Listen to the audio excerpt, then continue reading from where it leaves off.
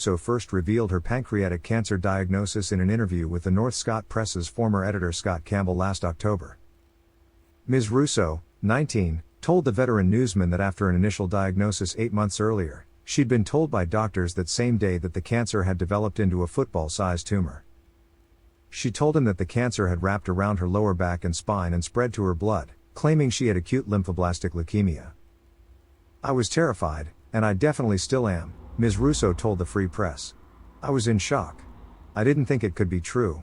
I'm so young, and I wondered how this could happen." Recalling the conversation in an interview with The Independent on Thursday, Mr. Campbell said the story, while tragic, was something he had covered countless times in his 40-year career. "I knew this girl from when she was in North Scott High School, so I didn't even think twice about it," he said. Ms. Russo had already begun documenting her cancer journey on GoFundMe, LinkedIn and in TikTok videos, where she shared tips on how she managed to keep her flowing mane of brunette hair healthy while undergoing chemotherapy. Permatanned and with bleached white teeth, Ms. Russo claimed she had received dozens of rounds of chemotherapy and radiation over an 8-month period. "If you look at me, you would never know I'm sick," she said in one TikTok. She spoke about how she was freezing her eggs to keep her fertility options open. Ms. Russo also shared footage of herself apparently undergoing chemotherapy treatment with an 4-pole with cords and tubes attached to her nasal passage. Late last year, medical professionals began to point out life-threatening discrepancies in how she was using the equipment in TikTok videos. One noticed that a gastrostomy tube was too far up her nose, and even grabbed her son's old tube to demonstrate. Mr. Campbell told The Independent that several whistleblowers, including local cancer specialists, contacted him on 10th of January to share their doubts about Ms. Russo's story. "They wanted to know if I had any physical proof of the diagnosis," he said. The anonymous medics said it appeared that Ms. Russo's cancer claims had been scraped off Google. They shared screenshots of Instagram and Facebook messages, including some from Ms. Russo's mother, begging her to get a second opinion. The big tip-off was that Maddie looked as healthy as can be. They said that anyone who went through 40 rounds of chemo and 90 rounds of radiation wouldn't look the way she does, would not be able to keep up the lifestyle that she does, Mr. Campbell said, adding that the eagle-eyed medical experts had the evidence all laid out. "By the time the police got it, it was pretty much an open and shut case," he said. He advised them to take the information to the Eldridge Police Department. Even as the alleged ruse was unraveling, Ms. Russo continued to post emotional updates calling for donations to her GoFundMe. Maddie's cancer has been progressively getting worse and has spread all over her body, including throughout her blood and also on her spine, a 9th of January update read on the since-deleted page. "She has tried everything and given it her all. Chemo, radiation, and other methods have no longer helped." According to an affidavit from the Eldridge Police Department, police received a complaint on 11th of January that Ms. Russo had fraudulently received more than $37,000 from 439 donors to her GoFundMe account. The St. Ambrose University accountancy student and John Deere intern was arrested on 23rd of January and charged with 1 count of first-degree theft, a felony punishable by 10 years in prison. When police raided her apartment in nearby Bettendorf, they seized a brown wig, and 4-pole with a feeding pump filled with cotton balls, medical supplies in a relative's name, cash, bank statements, and a Kia Sportage registered to Russo, court records obtained by the North Scott Press show. Police said in an affidavit that Ms. Russo's footage of her treatment, purportedly taken inside a medical office, was actually filmed in her apartment. Eldridge police checked medical records at 3 area hospitals where Ms. Russo had claimed to have been treated, but none could find any record of her cancer diagnosis, the affidavit stated. GoFundMe has since taken down her page and refunded donations. Tom Bouland, the man who started her GoFundMe campaign, posted a $10,000 cash bail, according to court records obtained by the Quad City Times.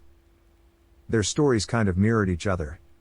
When Iowa teenager Charlie Espelding died after a long battle with cancer last October, Ms. Russo was among the first to publicly mourn her death. "This absolutely breaks my heart," she wrote in a since-deleted Facebook post, which was resurfaced by the Mama Mystery Podcast TikTok account. "Charlie and I would text each other daily talking about all the ups and downs of both our battles with cancer, and she was just seriously a sweet, genuine soul." Ms. Russo and Espelding were the same age and lived minutes apart in a metropolitan area known as the Quad Cities on the state border with Illinois. They had been in constant text contact right up until her death, Ms. Russo wrote. Mr. Campbell told The Independent that the speculation around town is that Ms. Russo may have imitated elements of her friend's cancer story. Their stories kind of mirrored each other, Mr. Campbell said. The Independent has attempted to reach Spelding's parents. The issue of fraudulence. Among those who donated to Ms. Russo's GoFund was Peggy Ohl, who set up the Ohl Strong Foundation to raise money for pancreatic cancer sufferers after her husband Dr. Brent Ohl died from the disease in 2018. In the same interview with the North Scott Press in 2018, Ms. Russo explained that Peggy Ohl had gone to school with her mother, also named Peggy, and shared a birthday with her father. When Peggy found out about me, she immediately reached out, and I received a whole package of support materials, including $500 in gift cards, Ms. Russo told the news site. A member of the Ohl family declined to speak when contacted by The Independent. In a statement posted to its Facebook page, the foundation said it was saddened to hear that one of our recipients in 2022 has been charged with fraudulently accepting assistance from our fund.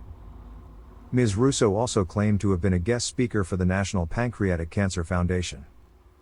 The organization's founder Rhonda Williams later released a statement saying Ms. Russo had not had any contact with the foundation and had never spoken at any of their events.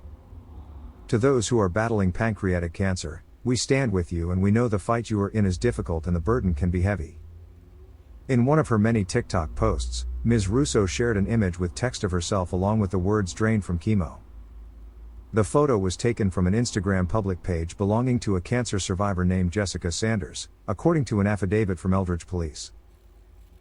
Ms. Sanders, who is in recovery after being diagnosed with ovarian cancer at the age of 20, told KWQC she had never met Ms. Russo, and felt violated.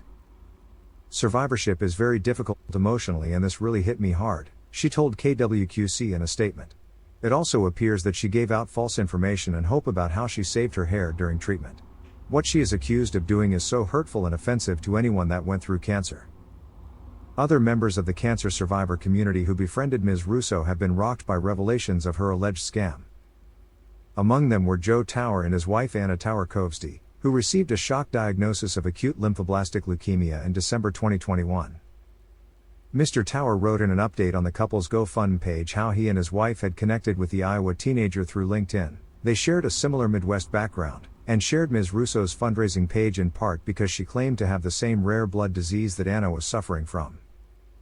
Mr. Tower told how the integrity of cancer survivors and their caregivers had been called into question after Ms. Russo's arrest, and how many had been forced to face our networks to address the issue of fraudulence. Crowdfunding platforms had been revolutionary in connecting donors to the desperate, he said, but added that anyone looking to help should do their homework and try to personally connect with the fundraiser. Soliciting a donation isn't nearly as important to us as maintaining the relationship between the fundraising campaign and our donor community, Mr. Tower added in the update. Remorse is not in their lexicon. Steve Baker, who spent 30 years investigating fraud as a senior manager at the Federal Trade Commission, told The Independent in an interview on Thursday that the vast majority of online scams are never detected.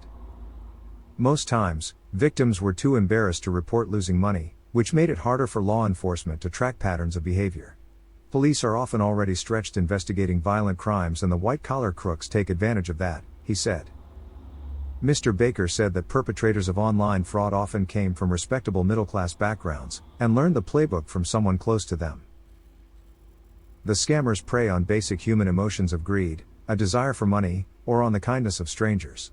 When those emotions come into play, better judgment gets left behind, he said. According to some estimates, around 7% of scammers are on the psychopath spectrum, and incapable of feeling guilt. Remorse is not in their lexicon. They don't feel bad about the harm they've inflicted on other people. They only feel guilty when they get caught. And all too often they don't, he explained, adding that media scrutiny was often the best way to avoid more unwitting donors from being ripped off. A community waits for an apology. Mr. Campbell retired from the North Scott Press in November last year, but he felt he owed it to his readers to write one last editorial trying to explain the inexplicable and address the fallout from one of his last ever interviews.